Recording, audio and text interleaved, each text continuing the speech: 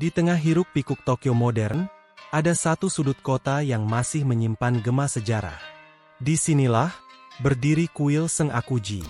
Tempat peristirahatan 47 Ronin, para samurai yang namanya abadi dalam legenda. Seorang gadis muda bernama Arwen berjalan pelan menapaki halaman kuil.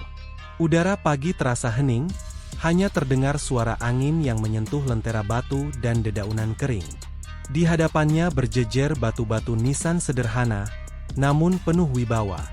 Masing-masing bertuliskan nama samurai yang pernah hidup, berjuang, dan gugur dengan kehormatan. Arwen tertegun. Sejak kecil, ia sudah mengenal kisah 47 Ronin dari buku-buku yang ia baca. Tapi kini, berdiri di depan nisan mereka, cerita itu terasa lebih nyata. Ia berjongkok, menatap salah satu batu nisan, dan menutup mata dengan hikmat. Dalam keheningan, Arwen merasakan sesuatu. Seolah ada tarikan halus, seperti pintu waktu yang terbuka. Dan tiba-tiba, ia bukan lagi di abad ke-21, melainkan di Edo, awal tahun 1701. Istana Edo berdiri megah, pusat pemerintahan Shogun Tokugawa. Disinilah Asano Naganori, seorang daimyo muda dari domain Ak, hadir untuk menjalankan tugas resmi. Wajahnya tenang, penuh kehormatan, tapi hari itu nasibnya berubah selamanya. Asano berhadapan dengan pejabat istana, Kira Yoshinaka. Kira dikenal angkuh, sering mempermalukan mereka yang tak memberi hadiah mewah. Ketika Asano datang dengan ketulusan, namun tanpa suap yang memadai, Kira menghina dengan kata-kata kasar. Kehormatan seorang samurai adalah segalanya. Bagi Asano, hinaan itu bukan sekadar cemooh, tapi tusukan pada martabatnya. Dalam amarah yang tak terbendung, ia menghunus pedang. Satu tebasan diarahkan pada Kira. Namun hanya goresan kecil yang tercipta. Kira selamat. Tapi tindakan Asano dianggap pelanggaran besar.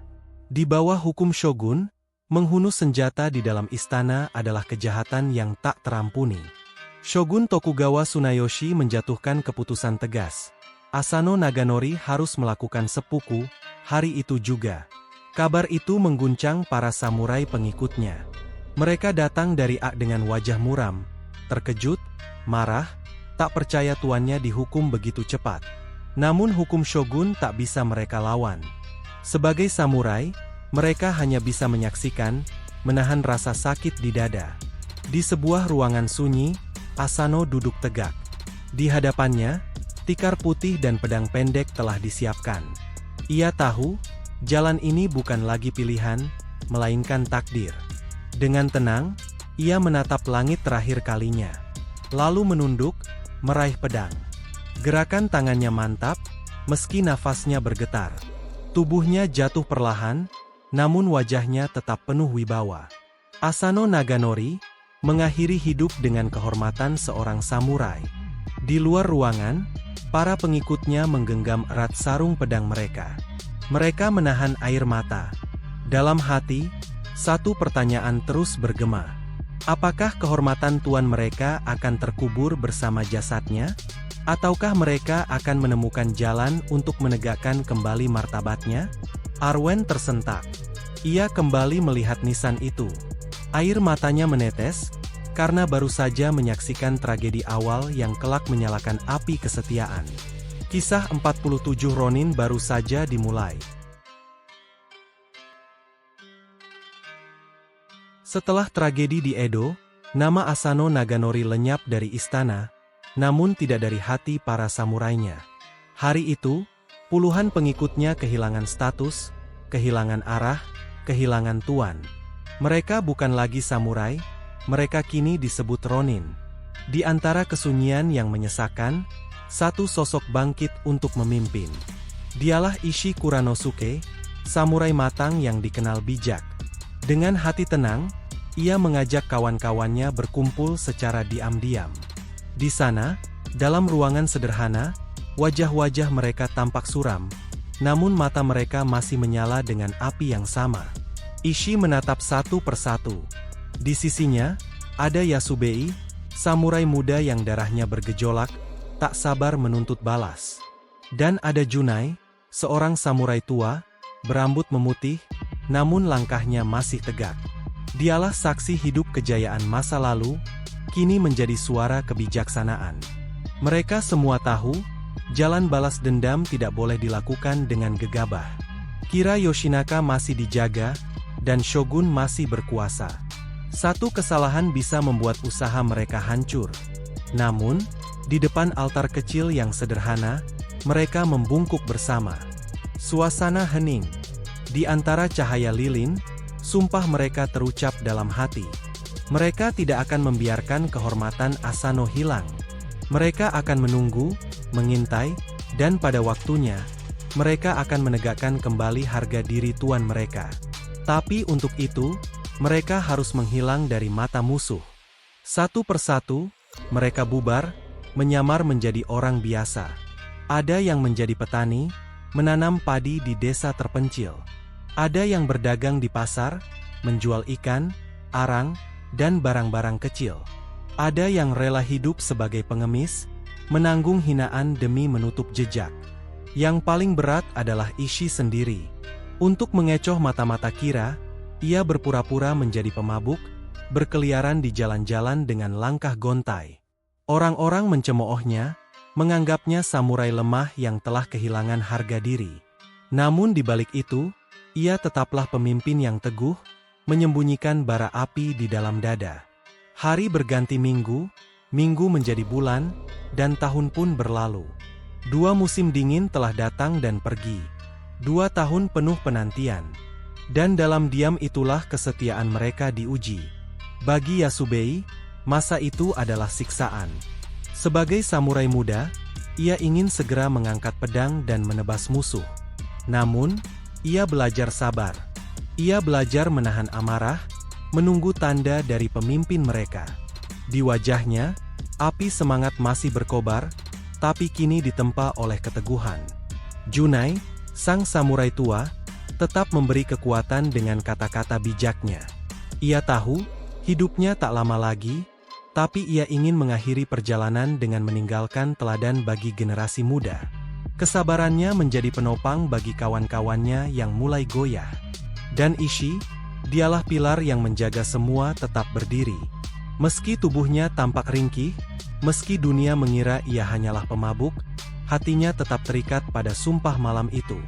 Sumpah untuk membalas kehormatan Asano, dengan cara yang terhormat, pada waktu yang tepat. 2 tahun lamanya, mereka menanggung hinaan dan kesepian. Namun, tidak sekalipun api kesetiaan itu padam. Ia hanya tertutup abu, menunggu tiupan angin yang tepat untuk kembali menyala. Dan ketika waktu itu tiba, dunia akan kembali mendengar nama mereka. Kesetiaan tak padam. Ia hanya menunggu saatnya. Musim dingin tahun 1703.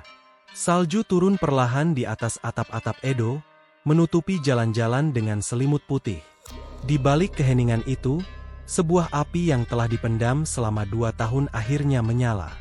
Malam itu, ke-47 Ronin kembali berkumpul. Wajah mereka kini tampak berbeda dari 2 tahun lalu.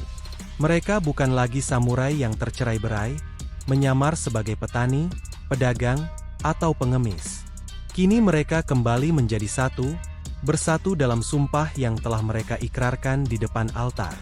Ishii Kuranosuke berdiri di antara mereka. Wajahnya tenang, meski tubuhnya telah lelah menanggung peran sebagai pemabuk selama bertahun-tahun. Malam ini, ia kembali menjadi pemimpin.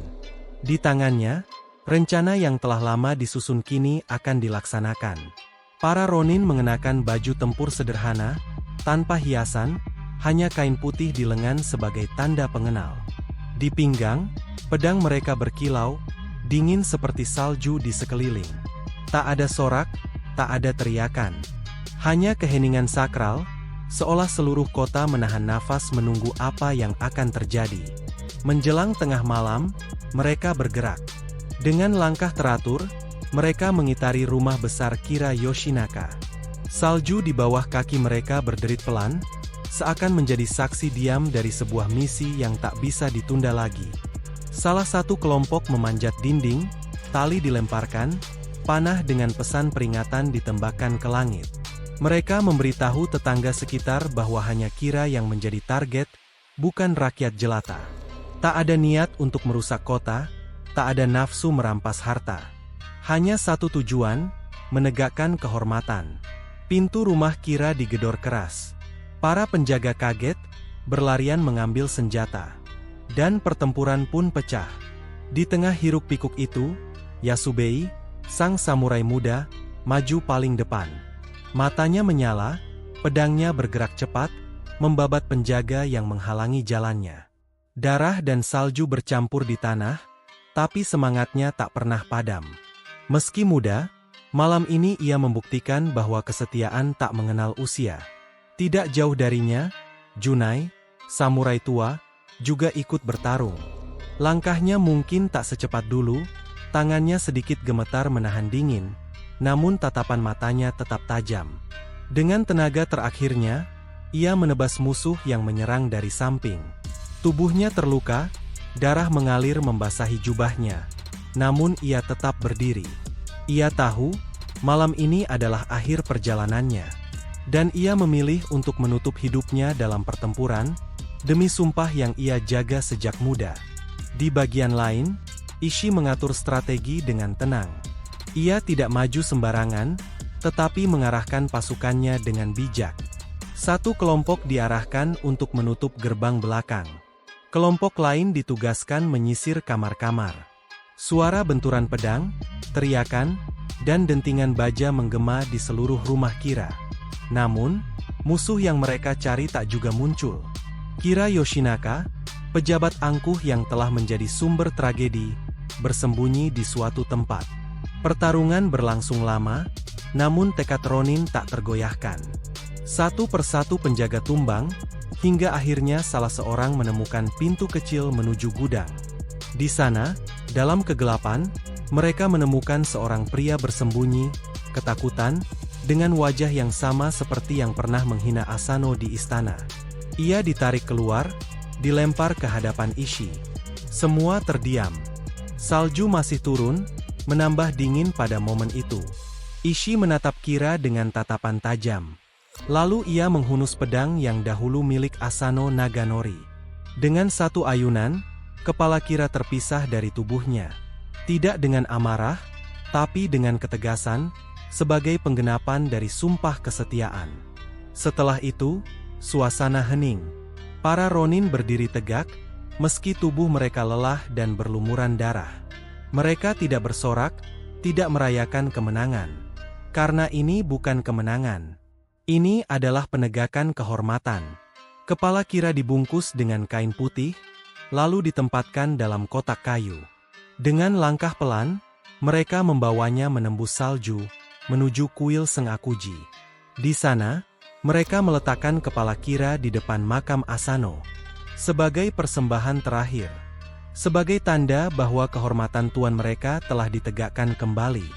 Malam itu, di bawah cahaya lentera dan salju yang turun tanpa henti, 47 Ronin menundukkan kepala. Keadilan telah ditegakkan. Namun di hati mereka tahu, harga yang harus dibayar belum selesai.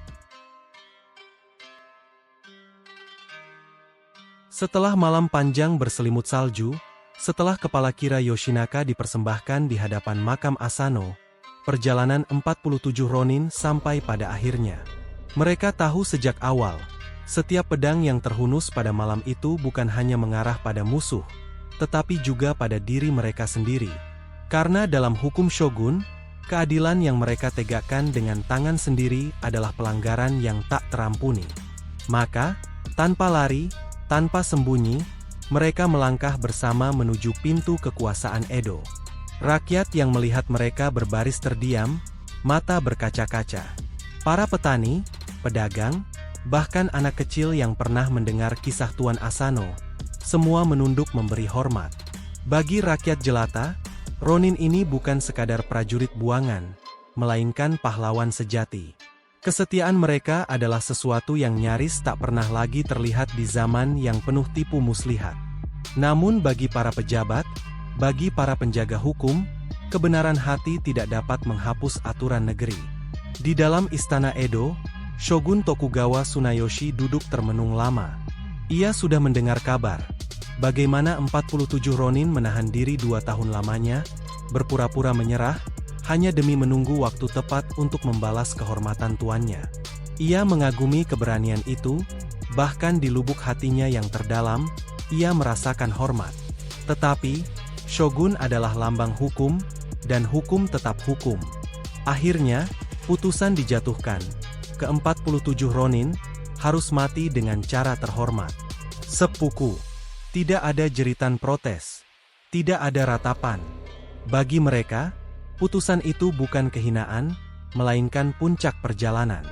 Karena mati dengan pedang sendiri berarti menjaga kehormatan sampai akhir. Hari itu, halaman luas tempat eksekusi menjadi saksi dari kesetiaan yang tak tergoyahkan. Satu persatu ronin duduk bersila, putih salju menutupi tanah, merah darah meresap perlahan. Yasubei, yang berjiwa muda penuh api, menatap langit terakhir kalinya.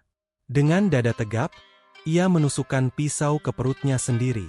Wajahnya tegang, namun matanya bersinar, seolah berkata, tugas telah selesai. Junai, yang renta, menatap generasi muda dengan senyum damai. Tangannya gemetar, tubuhnya lemah, namun ia jalani seppuku dengan kepala tegak. Senyum terakhirnya bukan tanda putus asa, melainkan rasa bangga. Bangga karena hidupnya berakhir dalam kesetiaan. Ishi Kuranosuke, sang pemimpin, menunggu giliran terakhir.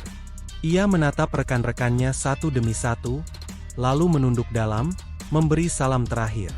Saat pisau menembus tubuhnya, ia tidak hanya mati sebagai ronin, tapi sebagai lambang kesetiaan sejati, pemimpin yang menggenapi sumpah. Salju terus turun, menutupi noda darah di tanah. Tak ada teriakan. Hanya hening, hanya nafas terakhir yang perlahan memudar. Rakyat yang mendengar kabar itu, menangis. Tapi mereka juga tahu, kesetiaan ini telah melampaui kematian. 47 ronin tidak akan dikenang sebagai penjahat, melainkan sebagai legenda. Sampai hari ini, di kuil Sengakuji, maka mereka masih terjaga. Lentera menyala, dupa terbakar, bunga ditaburkan. Dan setiap orang yang datang untuk berziarah, merasakan hal yang sama. Sebuah kisah tentang kehormatan, pengorbanan, dan kesetiaan yang tidak akan pernah padam. Kesetiaan mereka adalah abadi. Hening pagi menyelimuti kuil Sengakuji. Salju tipis menutupi tanah, menambah kesan abadi pada batu nisan yang berjajar rapi. Lentera-lentera batu menyala redup, seolah menjaga ketenangan jiwa para samurai yang beristirahat di sana. Di tengah keheningan itu, berdirilah Arwen. Tubuh mudanya kontras dengan sejarah berabad-abad yang mengelilinginya. Tangannya gemetar sedikit saat menyalakan dupa, asap tipis melayang perlahan, membawa doa yang tak terucapkan. Ia memejamkan mata, membiarkan suara angin musim dingin menyentuh wajahnya, seakan angin itu membawa bisikan dari masa lampau. Hatinya bergetar. Kisah 47 ronin terasa begitu dekat, seolah ia sendiri menyaksikan darah, salju, dan air mata yang pernah tercurah di jalan kehormatan. Ia teringat bagaimana mereka menahan amarah selama 2 tahun, bagaimana mereka menyembunyikan dendam di balik kehidupan sederhana, dan bagaimana akhirnya mereka menebus janji dengan pengorbanan tertinggi. Kesetiaan, bisik Arwen dalam hati. Apakah kata itu masih berarti di dunia sekarang? Di zaman modern, manusia berlari cepat, mengejar ambisi, seringkali mengorbankan janji dan kebenaran demi keuntungan sesaat. Nilai seperti kesetiaan, pengorbanan, atau kehormatan kerap dianggap kuno. Namun justru disitulah letak kekuatan kisah ini. Para ronin mengajarkan bahwa kesetiaan bukanlah kelemahan, melainkan keberanian moral. Keberanian untuk bertahan ketika dunia menuntut kita menyerah. Arwen membayangkan wajah-wajah mereka. Yasubei yang penuh semangat, rela mati muda demi sumpahnya. Junai yang bijak, menutup hidup dengan senyum bangga. Ishi, pemimpin yang menanggung beban paling berat, namun tetap teguh hingga akhir. Mereka semua hanyalah manusia biasa, namun pilihan mereka menjadikan nama mereka abadi. Suara hati Arwen perlahan menyatu dengan jiwa para Ronin. Kesetiaan sejati bukan hanya pada seorang tuan, melainkan pada nilai, pada janji, pada nurani terdalam manusia. Siapapun yang berjuang menjaga kebenaran meski sendirian, dialah Ronin sejati di dunia modern. Dan Arwen sadar bahwa api yang diwariskan para Ronin tidak berhenti di makam ini. Api itu adalah cahaya yang bisa dibawa siapapun, kemanapun, kapanpun. Deretan makam berdiri kokoh di bawah cahaya lembut lentera. Angin malam membawa aroma dupa, bercampur dengan keheningan yang sakral. Seakan seluruh jagat raya ikut berlutut memberi hormat kepada 47 jiwa yang telah menebus kehormatan dengan nyawa. Arwen menitikkan air mata, namun bukan air mata kesedihan, melainkan air mata hormat dan kebanggaan. Ia mengusap wajahnya, menghela napas panjang, lalu berbalik. Langkahnya mantap, meninggalkan kuil dengan hati yang berbeda dari saat ia datang. Di dalam dirinya, ia membawa api yang sama, api kesetiaan yang melampaui kematian. Selama manusia masih mencari makna, selama dunia masih membutuhkan teladan keberanian, nama 47 Ronin akan tetap hidup.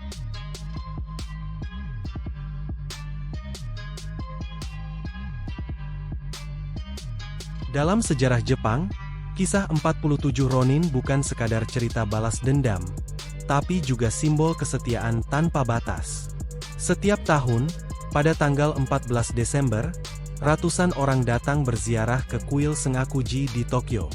Di sanalah ke-47 Ronin dimakamkan, berdampingan dengan tuan mereka, Asano Naganori. Mereka menyalakan dupa, menundukkan kepala, dan menghormati para samurai yang rela mengorbankan hidup demi kehormatan. Hingga kini, lebih dari 3 abad berlalu, arwah 47 Ronin tetap hidup, dalam doa, cerita, dan ingatan bangsa Jepang.